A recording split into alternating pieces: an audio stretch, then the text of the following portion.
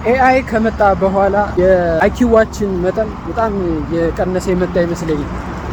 ምክንያቱም አንድ ፕሮብለም ራሳችን ሶልቭ ከምናደርገው ይልቅ ኤአይ ሶልቭ እንዲያደርገው ነው እድል እየሰጠን ያለን እና በዚህ ጉዳይ ምን እንደሚሻለን በሌላ ቪዲዮ መጣበት ይሆናል። ግን ለአሁኑ የምላችሁ ነገር ምንድነው? እባካችሁ በጣም ዲፔንደብል አትሁኑ። አሁን እኛስ ገና ኤአይ ከመፈጠሩ በፊት ነው ኮድ ማድረግ የጀመረው።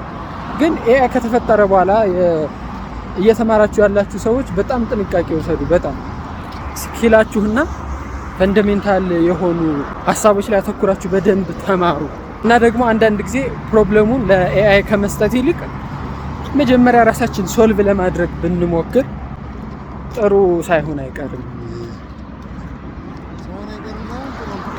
ጥሩ ነው